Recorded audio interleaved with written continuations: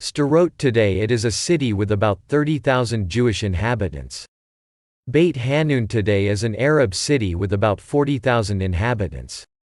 Beit Hanoun is located on the remains of an ancient settlement. Some attribute it to the city of Hanoun, the Philistine king of Gaza, who fought with the Assyrians. About 800 years ago, a battle of Beit Hanoun took place, between the Crusaders who came on a crusade and were called the Barons, and the Ayyubid Muslims from Egypt. The Crusaders reached the dunes at Beit Hanoun. The Egyptians attacked them by surprise, ambushed them, killed most of the Crusaders and recaptured the survivors. The place where the battle took place was called al-Nasr Hill, and the Mother of Victory mosque was built on it. East of Sdarot was the Philistine city of Yuga, which appears on the map of Midba. In 1820, the governor of Jaffa, Mustafa Bey, in order to strengthen his control, established the village of Hoj, which preserves the ancient name, distributed land to the Bedouin and built a police station. During World War I, the Turks built a railway to Gaza and a spur to the village of Hugh. In a battle fought in the area, the Turks were unable to contain the British who had conquered the country. In 1941, Kibbutz Sdarot was established on land purchased from the village of Hoj, named after members of the Hoj family who were killed in a car accident. The relations of the Arabs of Hoj with the Jews were good. The Hadassah organization contributed to the establishment of a joint clinic.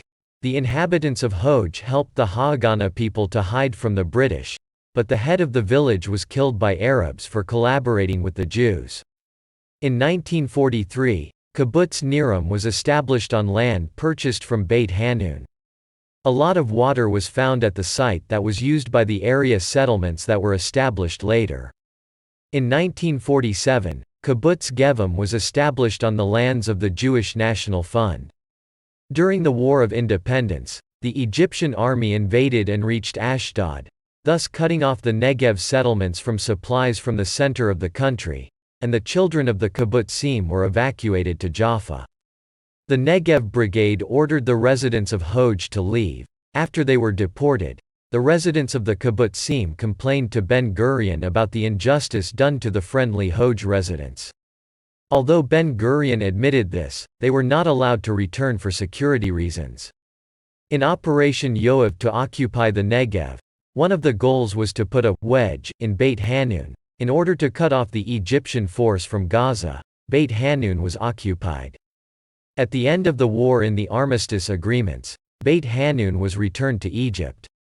A transit camp was established between the kibbutzim for Jews from Persia and Kurdistan, and after about 3 years it was decided to establish a settlement on the site of the transit camp. Over time, Jewish immigrants came from North Africa. It was decided to name the place Sdarot after the trees planted along the roads. The place grew, developed and became a city thanks to the waves of Jewish Aliyah that settled there. A large industrial area was established, the Sapir Academic College was opened, and a train station was built. Since the Second Intifada, rockets have been fired from Beit Hanoun and its environs at Sdarot. The city suffers many injuries to human life, psyche and property. IDF operations in which Beit Hanoun is severely beaten bring about a temporary lull. The city of Sdarot has become a symbol in Israel and in the world, for living in an unbearable reality.